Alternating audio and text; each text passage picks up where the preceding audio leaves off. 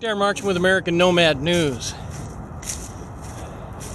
and I have just finalized the completion of my initial experiment in promotion of my fundraising campaign for American Nomad News.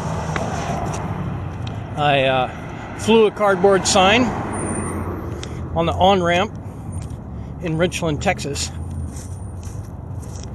And the results were, I think I got just about $20. I'm not sure. I haven't counted it out yet.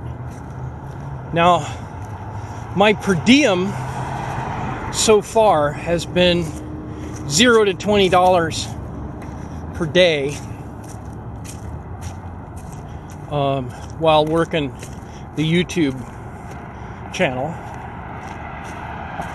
And I do mean 0 to 20. Mostly 0. Going to the food banks and surviving off of a whole lot of not very much. So this is a rousing success. I was there, I don't know, maybe a couple of hours. I can look at the timestamps on the videos that I took.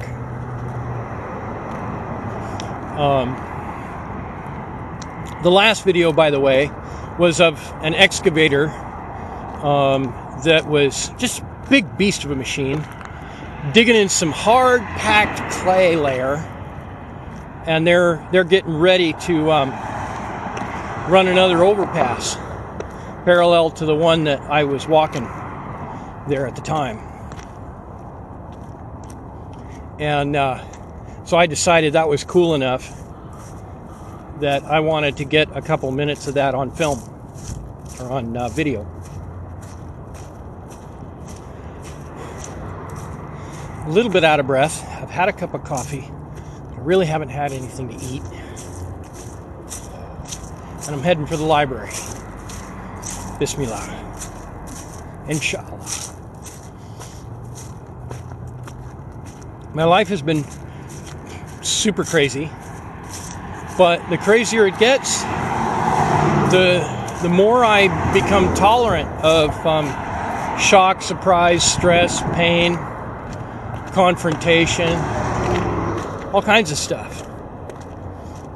And my life has actually emotionally gotten a lot easier because I'm not worried about other people giving me a hard time or the conditions that I'm in.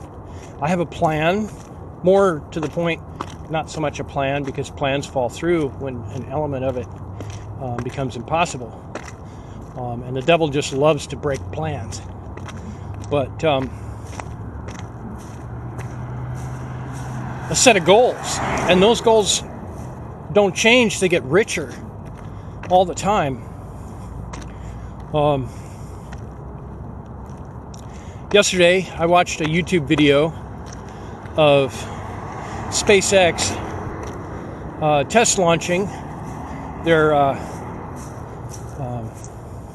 Starcraft, I forget what it's called. It was a pretty cool rocket. It looks like a 1950s black and white spaceman TV show rocket. It's just cool. It's stainless steel,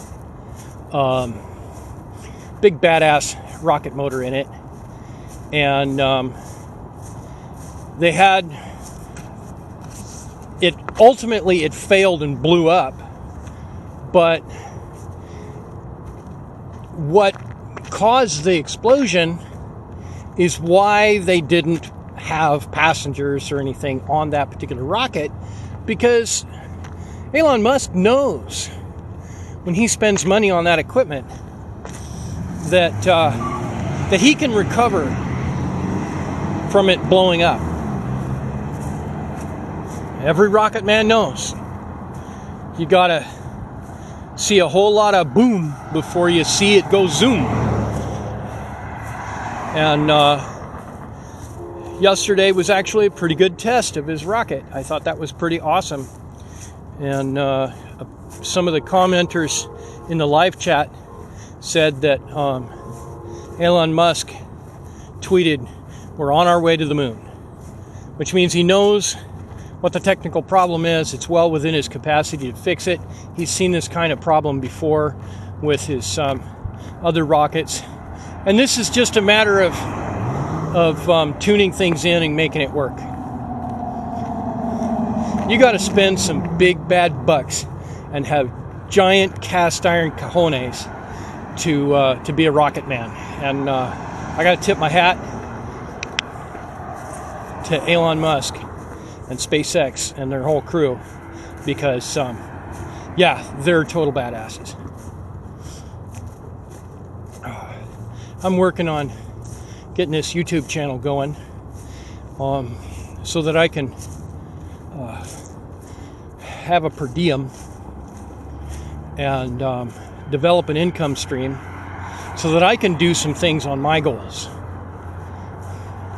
One of the things I want to do is I want to teach some of the things that I've come to understand about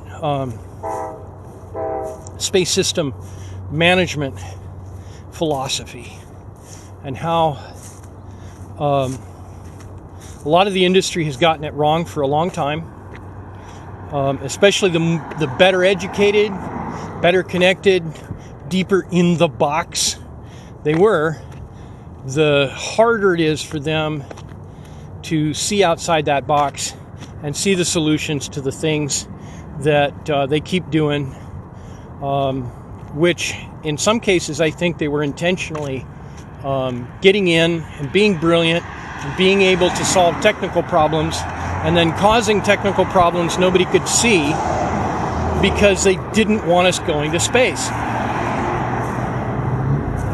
And that's just not the way that we're going to get into space. NASA has spent a significant amount of time soaking up government tax dollars. That's your tax dollars and mine. And the result has been we have not gone to the moon since the Apollo missions.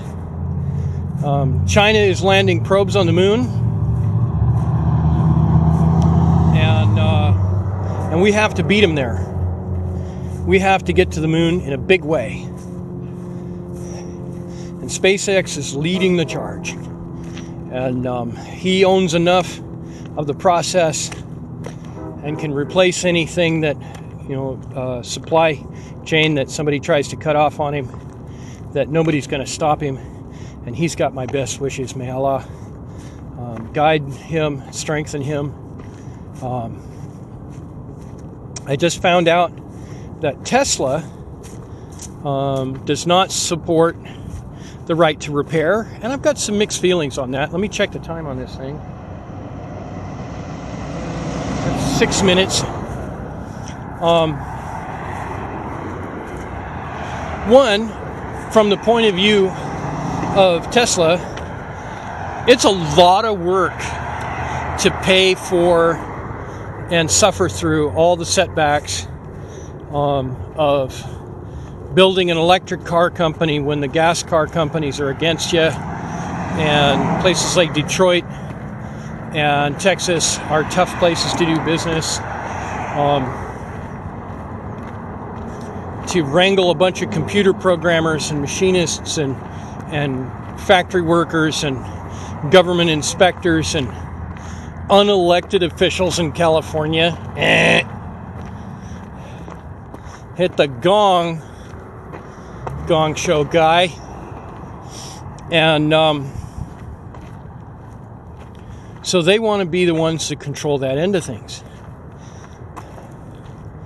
And I can see it from the other perspective of, hey, if I own it, it's mine. Well, okay, then we're going to build it the way we want, because you're not building it yourself. You own it, you bought it, but you didn't build it. And I can see from the buyer's perspective the desire to get rid of planned obsolescence and tricky engineering that makes it harder to repair it yourself. But I guess that's kind of part of the program, isn't it? This is Darren Marchant with American Nomad News. God bless. Godspeed.